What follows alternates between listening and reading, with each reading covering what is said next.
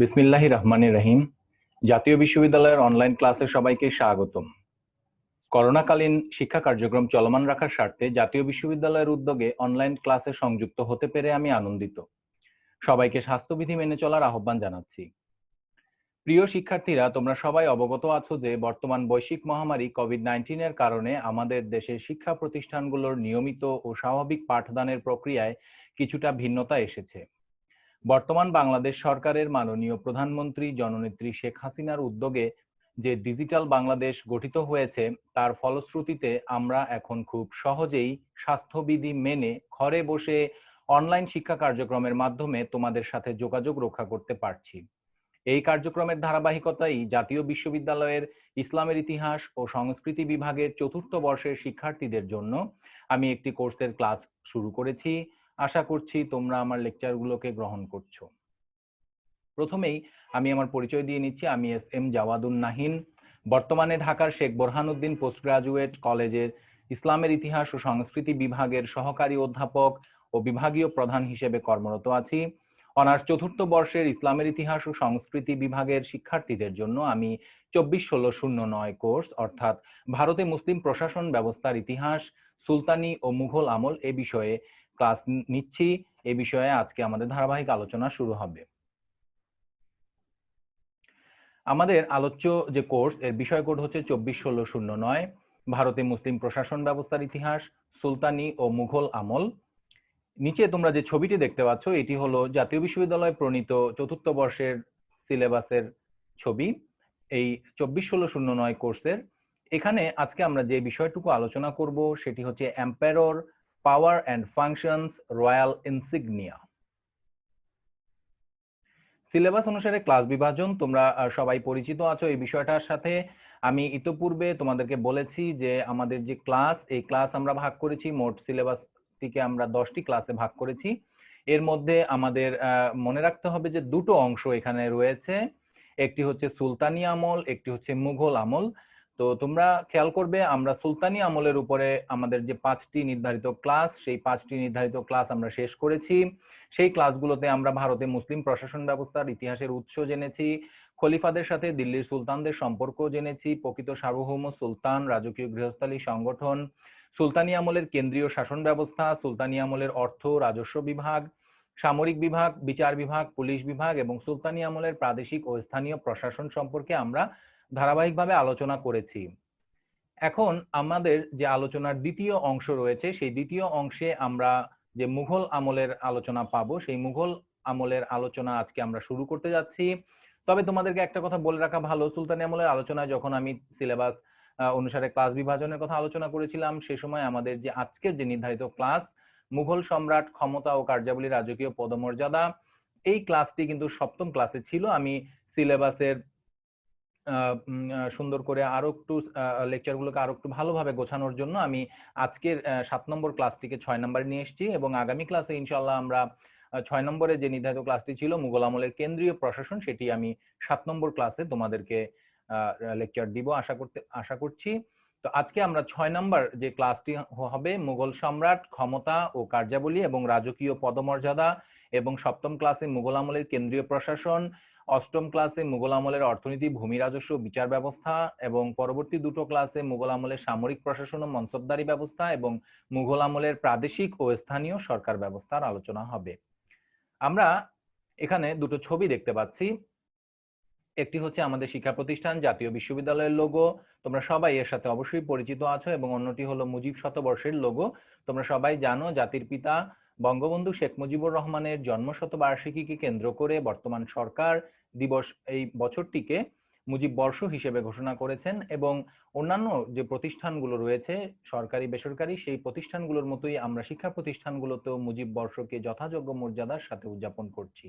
আমরা আমাদের আজকের যে নির্ধারিত কোর্স ভারতে মুসলিম প্রশাসন ব্যবস্থার ইতিহাস, সুলতানি এবং মুঘল আমল, সেই সুলতানি এবং মুঘল আমলের আলোচনার ষষ্ঠ যে ক্লাস রয়েছে, এই ষষ্ঠ ক্লাসের আলোচ্য বিষয় হলো মুঘল সম্রাট, ক্ষমতা ও কার্যাবলী এবং রাজকীয় পদমর্যাদা। এই বিষয়ে আমরা আজকে আলোচনা করব। তার আগে আমি তোমাদের একটু ধারণা দিয়ে নিচ্ছি যে মুঘল সম্রাট বলতে আমরা সুলতানি আমল পড়ে এসেছি, সুলতানি আমলের সাথে মুঘল আমলের কিন্তু আমরা কিছুটা আমরা পার্থক্য দেখতে পাবো, কারণ সুলতানি আমল এবং মুঘল আমলের যে বিষয় ছিল, মুঘল সম্রাটরা ছিলেন অনেক বেশি মাত্রায় স্বাধীন চেতা এবং তারা ছিলেন খিলাফতের প্রতি সম্পূর্ণ উদাসীন। কেন ছিলেন সে বিষয়ে আমরা যাব, তবে কিছু কিছু ক্ষেত্রে কিন্তু আমরা দিল্লির সুলতানি আমলের যে সার্বভৌমত্ব পড়েছি তার সাথে কিন্তু মুঘল সম্রাটদের সার্বভৌমত্ব বা রাজকীয় পদমর্যাদার ক্ষেত্রে আমরা কিছুটা পার্থক্য দেখতে পাবো। এই বিষয়ে আজকে আমাদের আলোচনা হবে মুঘল সম্রাট, ক্ষমতা, কার্যাবলী এবং তার রাজকীয় পদমর্যাদা। তো প্রথমে আমরা যেহেতু আজকে মুঘল আমল শুরু করলাম, তো মুঘল আমলের যে শাসন ব্যবস্থার বৈশিষ্ট্য ছিল সেটা আমরা প্রথমে আলোচনা করব। এরপর মুঘল সম্রাটদের যে রাজকীয় পদমর্যাদা ছিল এবং মুঘল সম্রাটদের যে ক্ষমতা ছিল এবং তারা কি ধরনের কাজ সম্পাদন করতেন সে বিষয়ে আমরা আলোচনা করব। তো আমরা আজকের ক্লাস শুরু করতে যাচ্ছি। মধ্যযুগের ভারতের সুলতানি শাসনের অবসানের পর মুঘল শাসনের সূচনা ছিল একটি যুগ সন্ধিক্ষণ।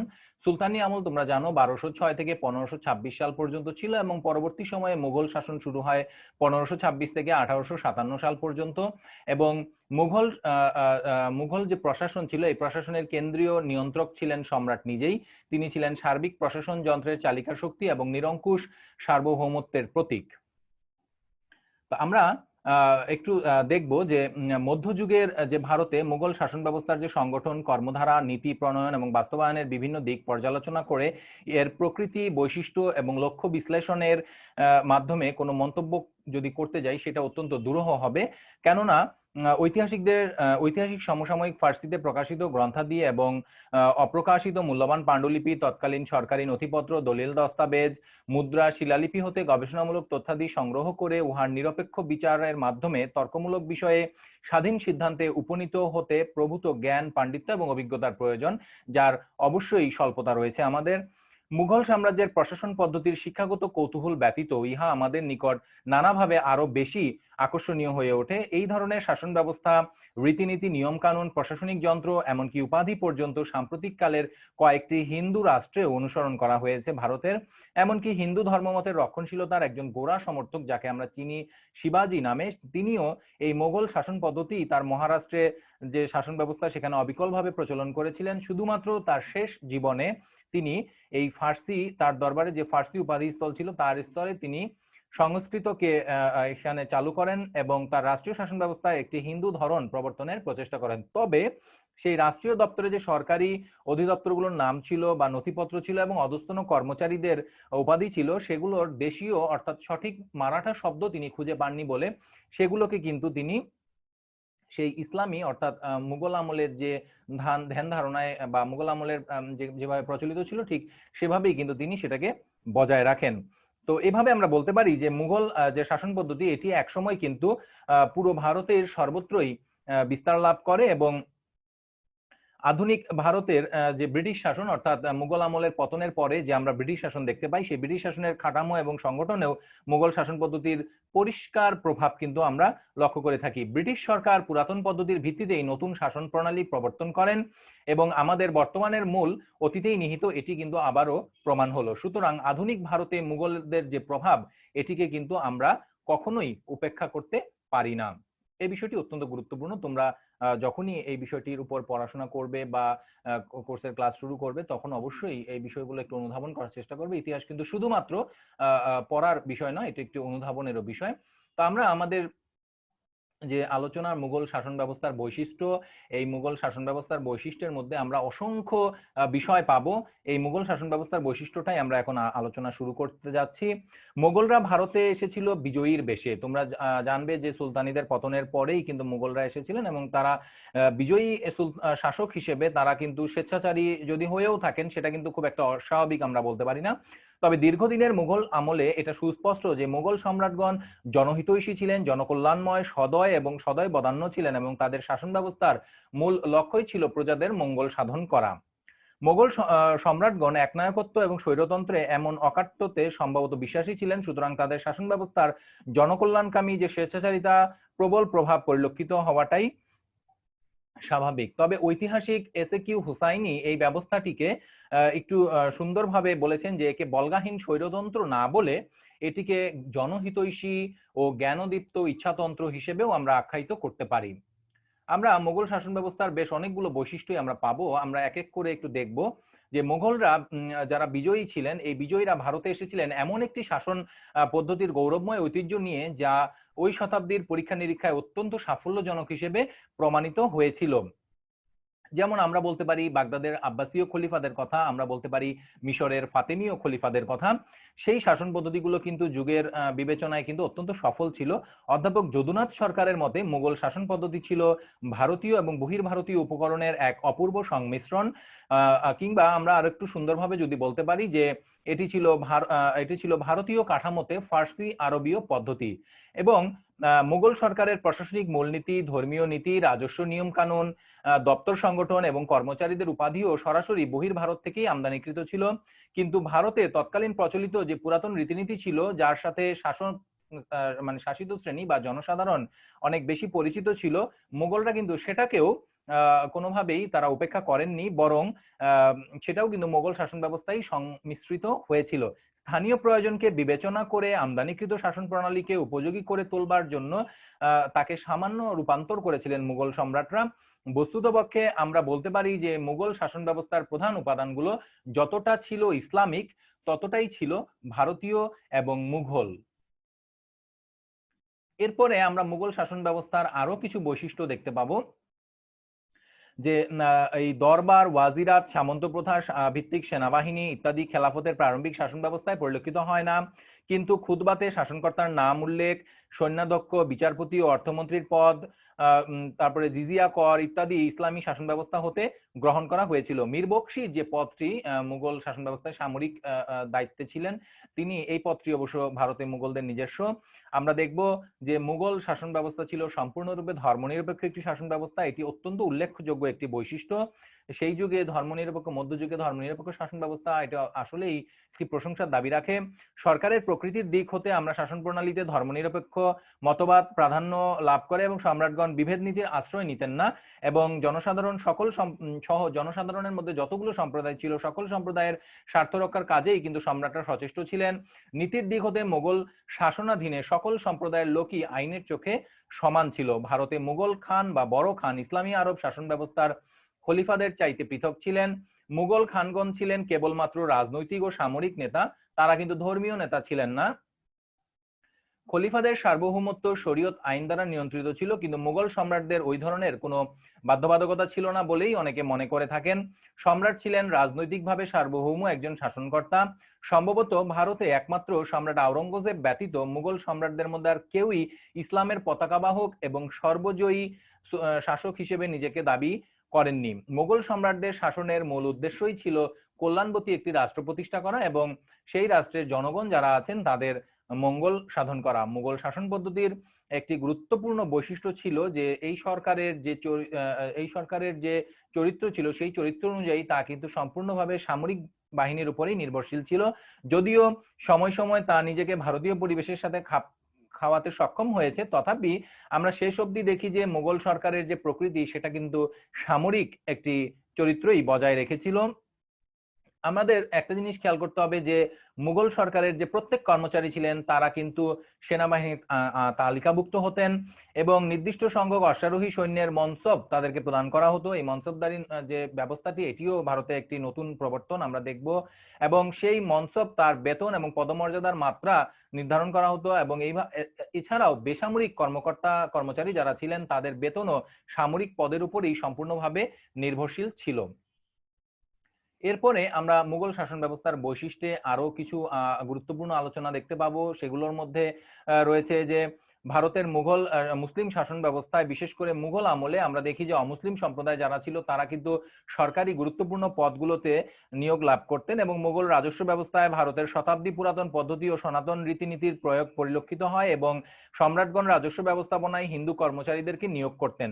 সপ্তদশ শতাব্দীতে মুঘল সাম্রাজ্যের সার্বিক রাজস্ব ব্যবস্থা সনাতন হিন্দু রীতিনীতি এবং ইসলামিক পদ্ধতির উপকরণের সংমিশ্রণে সুষ্ঠুভাবে পরিচালিত হয়, এবং সম্রাট আকবর জিজিয়া করের বিলোপ সাধন করেছিলেন এবং অমুসলমানদেরকে অধিক সংখ্যক দায়িত্বপূর্ণ সামরিক ও বেসামরিক পদেও তিনি নিয়োগ করেছিলেন। মুঘল শাসন ব্যবস্থায় এটি একটি অত্যন্ত প্রশংসনীয় পদক্ষেপ ছিল, এবং প্রশাসনিক ক্ষেত্রেও এই অমুসলমান সম্প্রদায় কিন্তু অত্যন্ত গুরুত্বপূর্ণ অবদান রেখেছিলেন। অধ্যাপক যদুনাথ সরকারের বিভিন্ন বর্ণনায় আমরা পেয়েছি যে মুঘল বিচার ব্যবস্থায় তিনি সমালোচনা করেছেন এবং তার মতে মুঘলদের যে আইন এবং বিচারের দৃষ্টিভঙ্গি ছিল আধুনিক দৃষ্টিভঙ্গির বিরোধী ছিল এবং দেশে আইন শৃঙ্খলা রক্ষা ও বিচারের সুষ্ঠু পরিচালনায় মুঘল সরকার ছিল অত্যন্ত দুর্বল এবং সময়ের অগ্রগতির সাথে তা ছিল উন্নতি এবং সম্প্রসারণের বিপরীত। কিন্তু আমরা অন্যান্য ঐতিহাসিকদের যে বিবরণ সেই বিবরণে দেখতে পাই যে বিচার ব্যবস্থার সুষ্ঠু পরিচালনার জন্য ন্যায়পরায়ণতা, সততা, নিষ্ঠা ও নিরপেক্ষতার নীতি অবলম্বন করেছিলেন মুঘল ভারতের ইতিহাসের, যেটি মুঘল সম্রাটদেরকে একটি বিশেষ সম্মানের আসনে অধিষ্ঠিত করেছে। মুঘলদের কঠোর যে বিচার নীতি সেই প্রয়োগের ক্ষেত্রে তারা রাজস্ব সম্পর্ক, আত্মীয় স্বজন, বংশ বা পদমর্যাদার ক্ষেত্রে কোনো বিবেচনাই তারা করতেন না এবং মুঘল আইনে ও বিচারের ক্ষেত্রে জাতি ধর্ম নির্বিশেষে সকলের অধিকার কিন্তু সমান ছিল। যদি কেউ দোষী সাব্যস্ত হতো তাহলে শাস্তির হাত থেকে কিন্তু রেহাই ছিল না এবং এই নিরপেক্ষতার নীতি নিঃসন্দেহে মুঘলদের আইন এবং বিচার ব্যবস্থার একটি প্রশংসনীয় বৈশিষ্ট্য।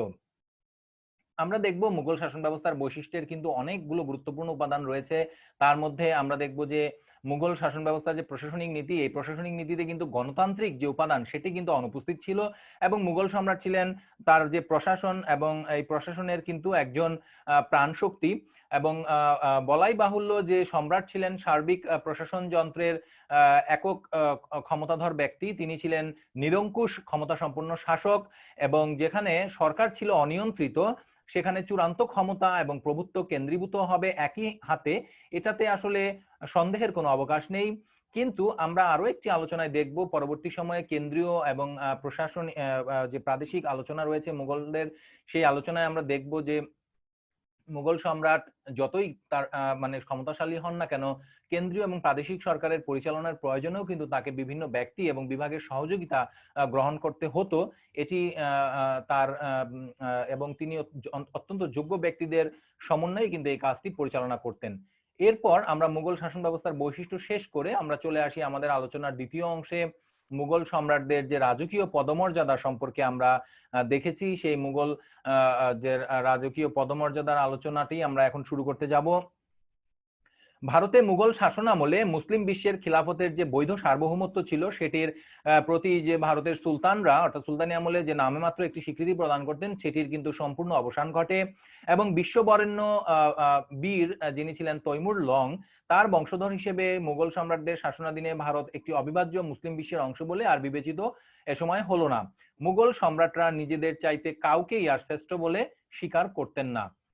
মুঘল সম্রাটদের কারণ তারা নিজেদেরকেই সর্বোচ্চ, সর্বোৎকৃষ্ট এবং সর্বেসর্বা মনে করতেন আর সার্বভৌমত্ব ছিল তাদের জন্মগত অধিকার এবং তারা মনে করতেন যে সকল মুসলমানকে একজন খলিফার অধীনেই থাকতে হবে বা একজন খলিফার শাসনাধীনে থাকতে হবে।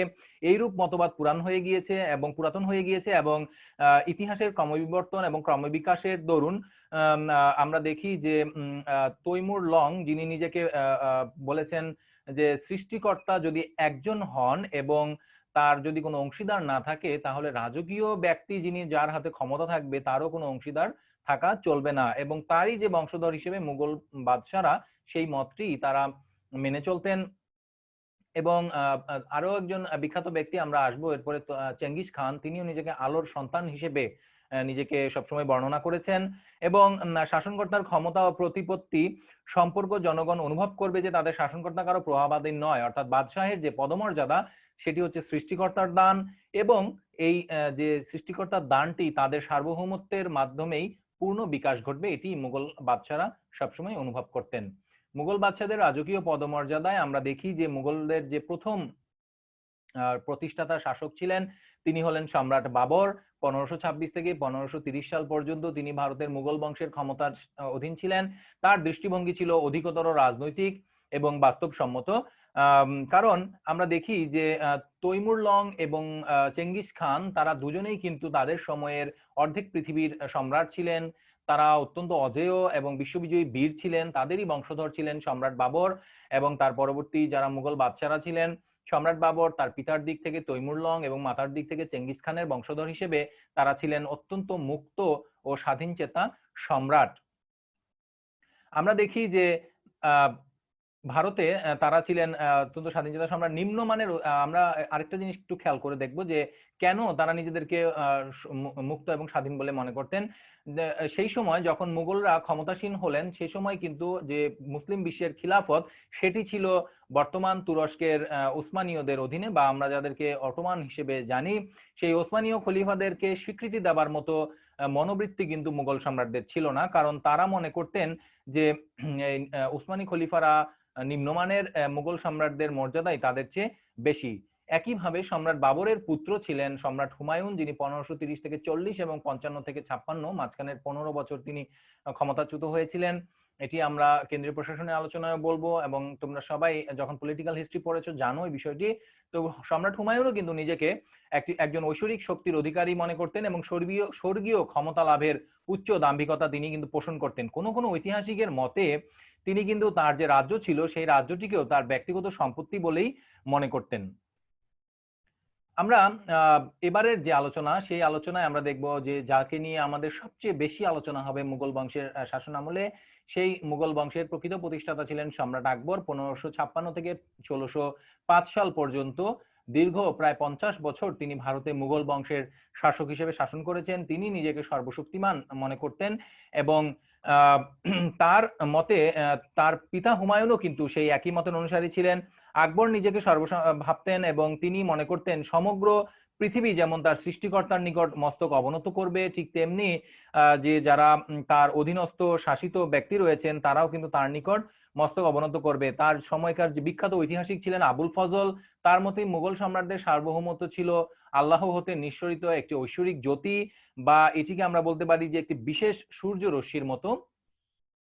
এবং মুঘল সম্রাট আকবর এবং শাহজাহান, আকবরের যিনি দৌহিত্র ছিলেন, পৌত্র ছিলেন যিনি, আকবরের পুত্র জাহাঙ্গীর, তার পুত্র শাহজাহান, এই শাহজাহান এবং আকবর নিজেদেরকে কিন্তু হজরত ই পাদশাহ জিল ই ইলাহি অর্থাৎ পৃথিবীতে আল্লাহর ছায়া বা প্রতিনিধি বলেই নিজেদেরকে মনে করতেন। আমরা দেখব যে এখানে একটি ছবি দেখতে পাচ্ছি, এটি হচ্ছে সম্রাট আকবরের ছবি, এবং তার ডান দিকে আমরা দেখতে পাচ্ছি সম্রাট শাহজাহানের ছবি। এবং এই চিত্র দুটিতে আমরা দেখতে পাচ্ছি যে সম্রাট শাহজাহান এবং সম্রাট আকবর তাদের যে মস্তক রয়েছে বা মাথা রয়েছে সেই মাথার ঠিক পেছন দিকে গোল রঙের একটি চিহ্ন দেয়া আছে। এই গোল রঙের যে চিহ্নটি রয়েছে এটিকে ঐশ্বরিক জ্যোতি বা হ্যালো, ইংরেজিতে এটিকে বলা হয় হ্যালো। এই হ্যালো বা ঐশ্বরিক জ্যোতি, কারণ তাদের যে ক্ষমতার বহিঃপ্রকাশ ঘটানোর জন্যই মুঘল যে পেইন্টিংস রয়েছে, এবং তাদের যে পেইন্টিংস গুলোতে কিন্তু সম্রাটদেরকে এইভাবেই ফুটিয়ে তোলা হয়েছে। এর পরের আলোচনায় আমরা দেখব যে সম্রাট আকবর শুধুমাত্র কিন্তু আল্লাহকেই ভয় করতেন, এবং তিনি মনে করতেন যে তিনি পৃথিবীতে আল্লাহর প্রতিবিম্ব রূপেই অবতীর্ণ হয়েছেন, এবং প্রত্যক্ষভাবেই আল্লাহ প্রদত্ত যে ক্ষমতা সেটি তিনি লাভ করেছেন, এবং শুধুমাত্র তিনি আল্লাহকেই ভয় করতেন এবং আল্লাহর প্রতি তার পূর্ণ বিশ্বাস ছিল। এবং আমরা দেখি যে তিনি আল্লাহর কাছেই শুধুমাত্র সাহায্য প্রার্থনা করতেন, এবং আল্লাহর সাহায্যই তিনি সরাসরি লাভ করতেন বলে তিনি এতে বিশ্বাস করতেন। তার যে পরিবেশ ছিল সেই পরিবেশে তিনি ছিলেন সর্বেসর্বা, এবং শাসক হিসেবে তার ক্ষমতা ছিল অনিয়ন্ত্রিত এবং অবিভাজ্য। তোমরা এখানে সম্রাট আকবরের রাজত্বকালের একটি মুদ্রা দেখতে পাচ্ছ, রৌপ্য মুদ্রা, এবং সেই মুদ্রাটিতে কিন্তু কলেমা উল্লেখ করা রয়েছে, যে কলেমায় লেখা রয়েছে যে আল্লাহ ছাড়া আর কোনো উপাস্য নেই, এবং হযরত মুহাম্মদ সাল্লাল্লাহু আলাইহি ওয়াসাল্লামই তার রাসূল। অর্থাৎ আকবরের যে ধর্মবিশ্বাস সেই ধর্মবিশ্বাস যে অটুট ছিল এটি কিন্তু আমরা একটা প্রমাণ হিসেবে এখানে উপস্থাপন করতে পারছি। এরপর আমরা আরো চলে আসবো। সম্রাট আকবর ছিলেন আধ্যাত্মিক এবং পার্থিব ক্ষমতার এক অপূর্ব প্রতীক, কিন্তু তার পরবর্তী যারা শাসক ছিলেন সম্রাট জাহাঙ্গীর তার পুত্র এবং সম্রাট শাহজাহান, তারা কিন্তু নিজেদেরকে ইসলামী আইনের ঊর্ধ্বে মনে করতেন না। ঐতিহাসিক আবুল ফজলের বিভিন্ন বর্ণনায় আকবরের যে ক্ষমতার কথা বলা হয়েছে, সম্রাট জাহাঙ্গীর এবং শাহজাহান কিন্তু সেখান থেকে বেরিয়ে এসেছিলেন, এবং তারা কিন্তু আদর্শ সম্রাট হিসেবে ছিলেন বুদ্ধিমান, বিদ্যোৎসাহী, নিষ্ঠাবান, ন্যায়পরায়ণ এবং ধর্মভীরু। এরপর আমরা দেখব যে মুঘল সম্রাটদের যে রাজকীয় পদমর্যাদা, এটি মুসলিম বিশ্বে তিনটি বিষয়কে আমরা সাধারণত স্বাধীন শাসকের জন্য একটি বিশেষ অধিকার বা বিশিষ্ট পরিচয় চিহ্ন বলে বিবেচনা করতে পারি। একটি হচ্ছে খুতবা, একটি হলো তিরাজ, একটি হলো সিক্কা বা মুদ্রা। খুতবাকে আমরা সাধারণভাবে বলতে পারি যে খাতিব প্রদত্ত ধর্মোপদেশ। দিল্লির সুলতানগণ আব্বাসীয় খলিফাদেরকে স্বীকার করেছিলেন বলে তারা খুতবাতে খলিফার নাম এবং খলিফার যে উপাধি ছিল সেগুলো তারা উল্লেখ করতেন, এবং মুঘল শাসনের শুরু থেকেই কিন্তু তারা মুসলমান খলিফাদেরকে বা ওসমানীয় খলিফাদেরকে তারা স্বীকার করেননি। এই কারণে আমরা দেখি যে মুঘল আমলের যে শাসনকাল, সেই শাসনকালে সম্রাটগণ কিংবা খতিবগণ কর্তৃক সম্রাটদের নিজেদের নামই কিন্তু খুতবাতে উচ্চারিত হতো। পরবর্তী যেটি রয়েছে সেটি হচ্ছে তিরাজ, বা এটির অর্থ, এটি একটি ফার্সি শব্দ, এটিকে বলা হয় সুন্দর সূচিকর্ম। এর মানে হচ্ছে রাজা বা বাদশাহ যে লম্বা ঢিলেঢালা যে পোশাকটি পরিধান করতেন, যেটি ছিল স্বর্ণ এবং রৌপ্য দ্বারা কারুকার্য করা এবং সুন্দর সূচিকর্ম সজ্জিত ছিল। দিল্লির সুলতানদের মতো মুঘল সম্রাটরাও তিরাজের অধিকার সম্পন্ন ছিলেন। শতাধিক রাষ্ট্রীয় কারখানায় সম্রাটদের সহস্র তিরাজ খচিত অতি মূল্যবান খিলাত তৈরি করা হতো। এবং সর্বশেষ যেটা হচ্ছে সিক্কা বা মুদ্রা। সিক্কা হচ্ছে আক্ষরিক অর্থই হচ্ছে মুদ্রা। যখন সম্রাট বাবর ভারতবর্ষ আসেন তখন স্বর্ণরূপ ও রৌপ্যের টঙ্কা এই দেশে প্রচলিত ছিল। আমরা আলাউদ্দিন খলজির যে অর্থনৈতিক সংস্কার পড়েছি সেখানে কিন্তু আমরা দেখেছি যে এই বিষয়টি ছিল। এবং সম্রাট বাবরের দরবারে শাহরুখী নামে একটি রৌপ্য মুদ্রা ব্যবহার করা হতো। আকবরের আমলেও টাকশাল হতে নানান ধরনের ওজন এবং মূল্যের মুদ্রা প্রচলন লক্ষ্য করা যায়। এবং সেখানে আমরা দেখি যে স্বর্ণ, রৌপ্য এবং তাম্র মুদ্রা প্রচলন করা হয়েছিল। ঐতিহাসিক আবুল ফজল তার আইনে আকবরীর বর্ণনাতে ২৬ রকমের স্বর্ণ মুদ্রা, ৯ ধরনের রৌপ্য মুদ্রা এবং কয়েকটি তাম্র মুদ্রার বর্ণনাও করেছেন। ব্রিটিশ ভারতীয় টাকা হতে অনেক কম পরিমাণ খাদ কিন্তু মোগল আমলের মুদ্রায় মেশানো হতো। আর মোগল সম্রাটদের যে রাজকীয় ফরমান এবং সিলমোহর, তার বিস্তারিত বর্ণনাও কিন্তু আমরা আবুল ফজলের যে ঐতিহাসিক গ্রন্থ রয়েছে আইনি আকবরী, সেখান থেকে আমরা পেয়ে থাকি। তো মুঘলদের যে রাজকীয় পদমর্যাদা, সেই রাজকীয় পদমর্যাদার আলোচনা আমরা শেষ করলাম। শেষ করে আমরা চলে আসছি মুঘল সম্রাটদের যে ক্ষমতা, সেই ক্ষমতার আলোচনায়। আমরা দেখি যে মুঘল সম্রাটগণ ছিলেন রাষ্ট্রপ্রধান, সরকার প্রধান, সামরিক বাহিনীর সর্বাধিনায়ক, ন্যায় বিচারের উৎস, প্রধান বিচারপতি, প্রধান আইন প্রণয়নকারী, আইন বিধানকর্তা ও সাম্রাজ্যের বিধিসঙ্গত ক্ষমতা ও প্রভুত্বের চূড়ান্ত অধিকারী। অর্থাৎ মুঘল বাদশাদের ক্ষমতার কোনো মানে দিক কোনো মানে শুরু এবং শেষ ছিল না। সাম্রাজ্যের সর্বত্রই তাদের ক্ষমতার যে বিচ্ছুরণ সেটা প্রকাশিত হতো। আমরা এই বিষয়ে একটু ধারাবাহিক আলোচনা একটু করতে হবে, কারণ সাধারণত আমরা দেখি যে কেন মুঘল সম্রাটরা এত পরিমাণে ক্ষমতার অধিকারী হয়েছিলেন। যে বিশেষ করে প্রাচীনকালের হিন্দু আইনেও কিন্তু রাজা যারা ছিলেন তাদেরকে কিন্তু দেবত্ব বা ঈশ্বরত্ব প্রদান করা হতো। যারা লেখক ছিলেন তাদের লেখায়, হিন্দু লেখক যেমন বিশেষ করে মনু, তাদের লেখায় কিন্তু আমরা এগুলো পেয়ে থাকি। তো মুঘল বাদশারাও কিন্তু প্রাচীন ভারতীয় রীতিনীতিকে গ্রহণ করেছিলেন, ফলে তারাও কিন্তু এই ধরনের একটা প্রচলন করেছিলেন। তুর্কি, ইরানি এবং মঙ্গল সকলেই কিন্তু সম্রাটকে একজন নেতার ঊর্ধ্বে মনে করতেন মুঘল সম্রাটদেরকে। এবং মুঘল সম্রাটদের যে ঐশ্বরিক ক্ষমতা বা প্রায় ঐশ্বরিক ক্ষমতা, এটির অনেক প্রমাণও কিন্তু আমরা বিভিন্ন সময়ে পলিটিক্যাল হিস্ট্রিতে পেয়েছি। আজকের যে আলোচনা রাজকীয় পদমর্যাদায় আমরা দেখেছি। এবং ঐশ্বরিক ক্ষমতাপ্রাপ্ত এই সম্রাটরা কিন্তু তাদের জন্য স্বেচ্ছাচারী শাসনকর্তা হওয়া কোনো অসম্ভব কোনো কাজ ছিল না। কিন্তু সম্রাটরা স্বেচ্ছাচারী বা একনায়ক হলেও আমরা বলতে পারি যে তাদের কিন্তু জনগণের কল্যাণ সাধনের জন্য আন্তরিক ইচ্ছা এবং মনোবৃত্তি ছিল। অর্থাৎ তারা জনকল্যাণের প্রতিও নিজেদেরকে তারা উৎসর্গ করেছিলেন। তারা ছিলেন জনহিতৈষী এবং প্রজারঞ্জক সম্রাট, এটি আমরা নিঃসন্দেহে বলতে পারি।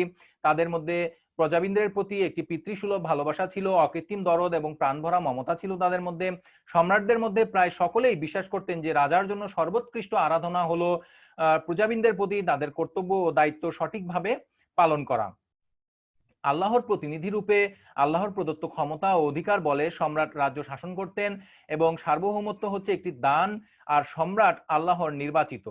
এবং সম্রাট পদের যে আমরা রাজকীয় পদমর্যাদার মধ্যে যেটা দেখলাম, যে সম্রাট পদের যে তাদের যে রাজকীয় পোশাক বা ঢিলেঢালা পোশাক এবং তাদের যে মুদ্রা এবং খুতবায় যে তাদের নামকরণ, এগুলো একমাত্র সম্রাট বা শাসক হিসেবে তাদেরকেই মানায়, যেটার গুরু দায়িত্ব কিন্তু তাদেরকে বহন করতে হতো এবং তারা এই ব্যাপারে অত্যন্ত সচেতনও ছিলেন। আমরা মুঘল সম্রাটদের যে কার্যাবলী, এই কার্যাবলীর আলোচনায় দেখব যে মুঘল সম্রাটগণ তাদের যে রাজ্য শাসন, এই রাজ্য শাসনের ব্যাপারে একদম একনিষ্ঠ ছিলেন। এবং প্রথম যে মুঘল সম্রাট ছিলেন সেই মুঘল সম্রাট বাবরের আলোচনার আগে আমরা সংক্ষেপে একটু বলে নেই যে বাবর এবং হুমায়ুন, আমরা পলিটিক্যাল হিস্ট্রিতে দেখেছি যে সম্রাট হুমায়ুনের পর কিন্তু শেরশাহ নামক একজন আফগান ব্যক্তি, তিনি কিন্তু সুর বংশ প্রতিষ্ঠা করেছিলেন মাত্র 15 বছরের জন্য। এবং শেরশাহের শাসন আমলে তিনি কিন্তু নিজেই ছিলেন নিজের মন্ত্রী, এবং তিনি কিন্তু একটি অসম্ভব প্রয়োজনীয় কেন্দ্রীয় এবং প্রাদেশিক শাসন পদ্ধতি প্রচলন করে গিয়েছিলেন মাত্র 5 বছরের শাসনকালে, এবং যেটি কিন্তু পরবর্তীকালে সম্রাট আকবরের শাসনকালে গিয়ে একটি বিশাল আকৃতি ধারণ করে। তো আমরা সম্রাট বাবরের যে সংক্ষিপ্ত সময়কাল, সেই সংক্ষিপ্ত সময়কাল 4 বছরের, এবং সম্রাট হুমায়ুনের যে শাসনকাল, সেই শাসনকালে তিনি, তার মধ্যে আমরা কিছুটা কর্তব্য নিষ্ঠার অভাব দেখতে পাই। সেই কারণে সম্রাটদের কার্যপ্রণালী সম্পর্কে আমরা তেমন একটা বিশেষ জানতে পারি না। তবে আমাদের জন্য অত্যন্ত গুরুত্বপূর্ণ হচ্ছেন সম্রাট আকবর, এবং সম্রাট আকবরের যে বর্ণনা, এই আকবরের বর্ণনাই আমাদের জন্য অত্যন্ত গুরুত্বপূর্ণ। কারণ সম্রাট আকবর শুধু সরকারের প্রশাসনিক নিয়ম পদ্ধতি নিয়ন্ত্রণ করেই তিনি কিন্তু ক্ষান্ত হননি। তিনি কিন্তু রাষ্ট্রের কর্তব্য ও দায়িত্ব পালনের জন্য একটি যথাযথ তালিকা প্রস্তুত করেছিলেন, এবং এত সময় তিনি নিষ্ঠার সাথে তার নিত্যকর্ম পালন করতেন যে ক্রমেই এটা মুঘল সম্রাটদের জন্য পরবর্তী সময়ে একটি ঐতিহ্যগত রীতিতে পরিণত হয়েছিল। সঠিকভাবে যদি আমরা বলে থাকি যে সম্রাট আকবর তার নিত্য যে কর্ম ছিল, দৈনিক তার যে কর্মকাণ্ড ছিল, সেগুলোকে তিনি 3 ভাগে ভাগ করেছিলেন, এবং 3 বার তিনি সরকারের বা রাষ্ট্রের কাজে নিজেকে নিয়োজিত করতেন। যেমন প্রতিদিন সকালে তিনি রাজদরবারে উপস্থিত হতেন এবং জনসাধারণের সাথে সম্রাটের যে সাক্ষাৎ বা ঝরকা, যেটা আমরা একটু পরের আলোচনায় দেখব, তিনি ঝরকায় তিনি সাক্ষাৎ দিতেন, এবং এরপরে অপরাহ্নে তিনি কেন্দ্রীয় সরকারের তত্ত্বাবধানে রক্ষিত জীবজন্তুগুলো পরিদর্শন করতেন, এবং কারখানার যে কাজকর্ম ছিল সেগুলো তদারকি করবেন। কারখানার গুরুত্ব আমরা কেন্দ্রীয় শাসনের আলোচনায় আরো ব্যাপকভাবে দেখব। এবং রাতের বেলা তিনি বেসরকারি ভাবে পণ্ডিত জ্ঞানী ব্যক্তিদের সাথে নানান বিষয়ে তিনি আলাপ আলোচনা করতেন। তবে অনেক সময় যখন জরুরি অবস্থা হতো রাজ্যে, তখন কিন্তু তিনি রাতের বেলাও রাষ্ট্রের সরকারি কর্মকাণ্ড সম্পাদন করতেন। একমাত্র গভীর রাত হলেই তিনি তার বিশ্রামের যে অবকাশ ছিল সেটি তিনি পেতেন। এবং তার পরবর্তীতে আমরা দেখি যে সম্রাট জাহাঙ্গীর এবং সম্রাট জাহাঙ্গীর ও তার সম্রাট জাহাঙ্গীরের সময়ও কিন্তু সেই তার নিত্য কর্মকাণ্ডের খুব একটা বর্ণনা কিন্তু আমরা তেমন একটা পাই না। সম্রাট শাহজাহানের সময় ওই একই ধরনের বর্ণনা কিন্তু আমরা তেমন একটা পাই না। তাদের সময়কার যে তাদের জীবনী লেখক, তাদের বর্ণনায় কিন্তু আমরা এই ধরনের তাদের যে কাজ রয়েছে, বিশেষ করে সম্রাট আকবর যা করেছেন, সেই সম্রাট আকবরের রীতিনীতি গুলোকেই কিন্তু তারা পরবর্তী সময় অনুসরণ করেছেন। সম্রাট আকবরের আরেকটি গুরুত্বপূর্ণ কাজ ছিল, সেটি হলো তিনি ঝরকা দর্শন নীতির প্রবর্তন করেছিলেন। এবং এই ঝরকা দর্শন নীতিটি হচ্ছে যে কোনো বাধাবিঘ্ন এবং ব্যাঘাত ও হস্তক্ষেপ ছাড়াই জনসাধারণকে সম্রাটের সাথে সাক্ষাৎ লাভের যে সুযোগ প্রদানের উদ্দেশ্য, এই উদ্দেশ্যে এই ঝরকার উৎপত্তি ঘটে। মৌলানা বদায়ুনি, যিনি আমরা ঐতিহাসিক উৎসে আলোচনার সময় দেখেছি যে সম্রাট আকবরের সমালোচনা করেছেন, তিনি বলেছেন যে এই ঝরকার নীতিটি হচ্ছে হিন্দু প্রথা থেকে আমদানি করা, এবং এটি ছিল মূলত সূর্যোদয়ের পরপরই সম্রাট ঝরকায় উপস্থিত হতেন, এবং সেখানে সাম্রাজ্যের সৈনিক, ব্যবসায়ী, শিল্পী, মজদুর, দীন-দুঃখী সকল শ্রেণীর জনসাধারণ সম্রাটের দর্শন লাভের জন্য জমায়েত হতো। এবং সম্রাট প্রতিদিন প্রায় 1.5 প্রহর অর্থাৎ 4.5 ঘন্টা সেই ঝরকায় উপস্থিত থাকতেন, এবং তার যে জনগণ ছিলেন তাদেরকে তিনি দেখা দিতেন এবং তাদের সাথে কথা বলতেন। আমরা সম্রাট জাহাঙ্গীরের সময়েও পরবর্তী সময়ে এই ঝরকা দর্শনের যে প্রথা ছিল সেটি বলবৎ ছিল। এবং সম্রাট জাহাঙ্গীরের সময় আমরা এখানে একটা ছবি দেখতে পাচ্ছি, এটি হচ্ছে আগ্রা ফোর্ট। এই আগ্রা ফোর্টের ঠিক উপরের দিকে তোমরা দেখতে পাচ্ছ সম্রাট জাহাঙ্গীর বসে আছেন একটি জানালায়, এবং এটি 1620 সালের ছবি। এই ছবিতে দেখা যাচ্ছে সম্রাট জাহাঙ্গীর বসে আছেন, এবং সাম্রাজ্যের সর্বস্তরের জনগণ যার যার পদমর্যাদা অনুযায়ী সেখান থেকে সম্রাট জাহাঙ্গীরকে দেখছেন বা এখানে। এবং দালিত ও হকিন্স নামক দুজন ঐতিহাসিক যারা পর্যটক ছিলেন, তাদের বিবরণীতে সম্রাট জাহাঙ্গীরের ঝরকা দর্শনের কথা বিস্তারিতভাবে আমরা উল্লেখ দেখতে পাই। সেখানে সাধারণ জনগণ সম্রাটকে বাদশাহ সালামত, সম্রাট দীর্ঘজীবী হোক ইত্যাদি কথা বলে তাকে অভিনন্দন করতেন। আমরা এরপর দেখি যে মুঘল সম্রাটের যে কার্যাবলী, সেই কার্যাবলীর মধ্যে সম্রাট শাহজাহান তিনিও কিন্তু ঝরকা দর্শনের ব্যবস্থা রেখেছিলেন, এবং তার সময় যে ঝরকা দর্শন ছিল, এই ঝরকা দর্শনের পর তিনি জনসাধারণের অভিযোগ শুনবার পর, ন্যায় বিচারের পর তিনি কিন্তু ঝরকা ই দিওয়ান এটিতে প্রবেশ করতেন, এবং রাষ্ট্রের যে সরকারি কার্যকলাপ ছিল সেগুলোকে তিনি সম্পাদন করতেন। অতঃপর আমরা দেখব যে সম্রাট শাহজাহানের পুত্র যিনি ছিলেন সম্রাট আওরঙ্গজেব, তিনিও কিন্তু রাষ্ট্রীয় কর্মকাণ্ডের প্রশংসা পেয়েছেন বিভিন্ন বর্ণনায়। এর মধ্যে বিখ্যাত ভ্রমণকারী ছিলেন টেভার্নিয়ার, তার ভ্রমণ কাহিনীতেও তিনি উল্লেখ করেছেন, সম্রাট আওরঙ্গজেবের প্রশংসা করেছেন। তবে সম্রাট আওরঙ্গজেব কিন্তু এই ঝরোকা প্রথাটিকে পরবর্তীকালে হিন্দু দর্শন বলে পরিত্যাগ করেন। তিনি জিন্দা পীর হিসেবে পরিচিত ছিলেন। আমরা সবাই জানি যে অত্যন্ত ধর্মভীরু একজন শাসক ছিলেন তিনি। মুঘল সম্রাটের কার্যাবলীর একটি গুরুত্বপূর্ণ বিষয় ছিল বিচার বিভাগ, এবং ব্যক্তিগতভাবে বিচার বিভাগ পরিচালনা করার জন্য প্রত্যেক সম্রাটই অর্থাৎ মুঘল সম্রাটরা নিজেদেরকে যুগের খলিফা হিসেবেই মনে করতেন। সপ্তাহের একটি নির্দিষ্ট দিন, যেমন সম্রাট আকবর বৃহস্পতিবার, সম্রাট জাহাঙ্গীর মঙ্গলবার এবং সম্রাট শাহজাহান বুধবারকে এই কাজের জন্য তারা বহাল রেখেছিলেন, এবং এই নির্দিষ্ট একটি কর্মতালিকা তারা প্রণয়ন করে রাষ্ট্রের সরকারি কার্য সম্পাদন করা, রীতি প্রবর্তন করা নিঃসন্দেহে মুঘল রাজতান্ত্রিক প্রশাসনিক ব্যবস্থায় একটি বিশেষ গুরুত্বপূর্ণ দিক। যেহেতু সম্রাটরা নিজেরাই সপ্তাহের একটা নির্দিষ্ট দিনে বিচার করতেন, ফলে এই বিচার ব্যবস্থাটি ছিল অত্যন্ত স্বচ্ছ, এবং প্রশাসনিক যন্ত্রকে নিয়ন্ত্রণ ও তদারক করার জন্য সংবিধান অনুযায়ী কোনো স্থায়ী ক্ষমতা সম্পন্ন সংসদ সে সময় যেহেতু ছিল না, এ কারণেই আমরা দেখি যে সম্রাটের দক্ষতা এবং তার যে কর্মতৎপরতা এবং তার যে নৈপুণ্য ও সতর্কতা রয়েছে, এর উপরেই কিন্তু সাম্রাজ্যের নিরাপত্তাটি সম্পূর্ণভাবে নির্ভর করত, এবং সম্রাটগণ অবশ্যই এই গুরু দায়িত্বটিকে তারা অনুভব করতেন এবং নিষ্ঠার সাথে এই কার্যক্রম পরিচালনার জন্য তারা নিজেদেরকে নিয়োজিত করেছিলেন। আমরা আমাদের যে আলোচনা, এই আলোচনায় মুঘল সম্রাটদের যে কার্যাবলী, এই কার্যাবলীর মধ্যে আমরা যেই আলোচনাটি করব, এই আলোচনার মধ্যে আমরা প্রায় শেষের দিকে চলে এসেছি। এখানে আমরা যেটা দেখব সেটি হলো যে মুঘল সম্রাটদের সময় অন্যতম কাজ ছিল দরবার পরিচালনা করা। এই দরবারের দুটো নাম ছিল, একটা ছিল দরবারি আম এবং অপরটির নাম ছিল দরবারি খাস। এই দরবারি আম কি ছিল, যে দরবারি আম নাম থেকে আমরা বুঝতে পারছি যে আমজনতার জন্য, এবং দরবারি খাস ছিল খাস জনগণের জন্য। আর এখানে তারা দরবার পরিচালনা করতেন, এবং সম্রাট শাহজাহান তারা কিন্তু আলাদাভাবে আবার তিনি কিন্তু রাজকীয় অন্তঃপুরের যারা মহিলা ছিলেন তাদের দরখাস্তকেও তিনি বিবেচনা করতেন, এবং এই দরবারকে কেন্দ্র করে বেশ কিছু দরবারি আদব কায়দা ওই সময় গড়ে উঠেছিল, যার মধ্যে উল্লেখযোগ্য হচ্ছে কর্নিশ প্রথা এবং ভূমি চুম্বন প্রথা। এই প্রথাগুলোকে অবশ্য অনেক ঐতিহাসিকই ইসলাম বিরোধী প্রথা হিসেবে চিহ্নিত করেছেন। মুঘল সম্রাটের কার্যাবলীতে আমরা আরো দেখতে পাই যে মুঘল আমলের সম্রাটদের আরো যে সকল কার্যাবলী ছিল তার মধ্যে তাদের কিছু ধর্মীয় দায়িত্ব পালন করতে হতো, যেমন গণ্যমান্য উলেমা সম্প্রদায় যারা ছিলেন তাদের প্রতি সম্রাট আকবর অত্যন্ত নির্ভর করতেন মাঝে মধ্যে, এবং সম্রাট আকবরের যে ধর্মীয় নীতি রয়েছে আমরা পলিটিক্যাল হিস্ট্রিতে দেখেছি, সেখানেও কিন্তু এই উলেমাদের অত্যন্ত গুরুত্বপূর্ণ ভূমিকা ছিল। এবং পরবর্তী এবং আমরা দেখি যে তারা সম্রাটদেরকে জ্ঞানবান বাদশাহ হিসেবে কিন্তু ঘোষণা করতেন, ফলে সাধারণ জনগণও তাদেরকে কিন্তু মেনে নিত।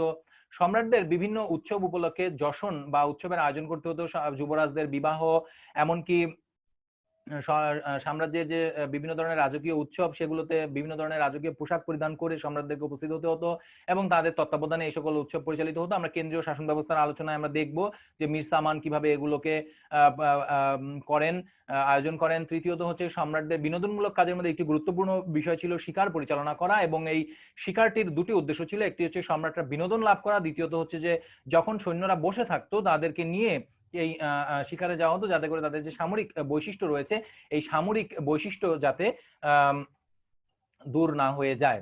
তো আমরা আমাদের একদম আলোচনার আমরা শেষ পর্যায়ে চলে এসেছি। আমরা খুব সংক্ষেপে যদি একটু বলি যে সম্রাটদের যে আমরা দেখলাম যে মুঘল শাসন ব্যবস্থার বৈশিষ্ট্য, আমরা দেখলাম যে মুঘল শাসকদের যে রাজকীয় পদমর্যাদা, তাদের ক্ষমতা এবং কার্যাবলী, এগুলো থেকে আমরা যেটা বলতে পারি যে প্রথমত যে সম্রাটরা ছিলেন অত্যন্ত জনকল্যাণমূলক, দ্বিতীয়ত তারা এক অর্থে স্বৈরাচারী একনায়কতন্ত্র তারা প্রচলন করেছিলেন, কিন্তু অবশ্যই একটা বিষয় মনে রাখতে হবে যে শাসক এবং শাসিতের মধ্যেও কিন্তু একটি নিবিড় ঘনিষ্ঠ সম্পর্ক, এবং যেটি প্রয়োজন একটি কল্যাণকামী রাষ্ট্রের জন্য সেটিও কিন্তু তারা প্রয়োগ করেছিলেন। দিল্লির সুলতানগণ কিন্তু এই ধরনের প্রথার গুরুত্ব কিন্তু তারা উপলব্ধি করতে পারেননি, যার ফলে আমরা দেখি যে মুঘল আমলের শাসকদেরকে কিন্তু জনগণ আরো বেশি ভাবে তারা কাছে পেয়েছিল, এবং আমরা দেখি যে সুলতানি আমলের শাসক যারা ছিলেন তারা কিন্তু বেশি মাত্রায় তাদের যে প্রশাসন সেই প্রশাসনের উপর নির্ভর করেছিলেন, কিন্তু মুঘল আমলের বাদশারা কিন্তু তাদের যে নিজস্ব কর্মদক্ষতা এবং কর্মপরিধি ছিল সেটার উপরেই তারা নির্ভর করতেন, এবং আমরা দেখি যে তাদেরও কেন্দ্রীয় প্রশাসনে ওয়াজির ছিলেন, মীর বকশি ছিলেন, মীর সামান ছিলেন, দিওয়ান ছিলেন, এরপরে মুহতাসিব ছিলেন, কিন্তু কাজী ছিলেন, তারপরেও মুঘল বাদশাহ একাই ছিলেন সর্বে সর্বা। ফলে রাজতন্ত্রের যে সাফল্য মুঘলদের আমলে তার যোগ্যতা এবং কর্মদক্ষতার উপরই সবকিছু নির্ভর করত। তোমরা মুঘল আমলের যে আলোচনা এবং সুলতানি আমলের আলোচনার মধ্যে একটু পার্থক্য পাবে, কারণ মুঘল আমলের আলোচনায় আমরা অনেকগুলো নতুন গ্রন্থের আলোচনা পেয়েছি। এখানে অধ্যাপক ইকরাম আব্দুল আলিমের ভারতের মুসলিম শাসন ব্যবস্থার ইতিহাস এবং তার একই লেখকের ভারতের রাজত্বে মুসলিম রাজত্বের ইতিহাস, মুসলিম প্রশাসন ব্যবস্থার ক্রমবিকাশ, এম মোহর আলীর a brief survey of Muslim rule in India, এবং কে এম আশরাফের life and conditions of the people of Hindustan, A আজিজের the mansabdari system and the Mughal army, Irfan হাবিবের agrarian system of Mughal India, একই লেখকের an atlas of the Mughal empire, ABM Habibullah, The Foundation of Muslim Rule in India, SQ Hossaini, Administration under the Mughals, SM Jaforer, The Cultural Aspect of Muslim Administration, Stanley Lanepuller, Medieval India under Muhammadan Rule, RC Mujumdar, AC Rai Chaudhuri, and KK Dattar, An Advanced History of India, WH Morelander, The Agrarian System of Muslim India, Ishwari Prasader, A Short History of Muslim Rule in India, একই লেখকের history of medieval India, Jadunath সরকারের Mughal administration, VA স্মিথের the Oxford history of India, RP ত্রিপাঠীর some aspect of Muslim administration এবং IH কুরেশির Mughal administration. তোমাদেরকে অবশ্যই মনে রাখতে হবে এই গ্রন্থগুলো অত্যন্ত গুরুত্বপূর্ণ। মুঘল আমলের জন্য নতুন বেশ কিছু গ্রন্থ রয়েছে, এই সবগুলো গ্রন্থ থেকে তোমরা যদি অধ্যয়ন করো অনেক গুরুত্বপূর্ণ কিছু জানতে পারবে। তবে তালিকার যে প্রথম গ্রন্থটি রয়েছে সেই গ্রন্থটি একেএম আব্দুল আলিমের ভারতের মুসলিম প্রশাসন ব্যবস্থা ইতিহাস, এই গ্রন্থটি অন্তত তোমরা পড়ার চেষ্টা করবে, তাতে করে তোমরা কিছু জানতে পারবে। আমাদের আজকের ক্লাস আমরা এখানেই শেষ করছি। ধন্যবাদ সবাইকে। করোনাকালীন পরিস্থিতিতে তোমরা সবাই ভালো থাকার চেষ্টা করবে। যদি বাসার বাইরে যাও অবশ্যই মাস্ক পরিধান করবে এবং সামাজিক দূরত্ব বজায় রেখেই তোমাদের সকল কার্যক্রম সম্পাদন করবে, এবং তোমরা সবাই ভালো থাকবে। আশা করছি আগামী ক্লাসে আমরা আবার দেখা হবে এবং পরবর্তী লেকচারে তোমরা সবাই আসবে। সেই পর্যন্ত সবাই তোমরা ভালো থাকবে। ধন্যবাদ সবাইকে।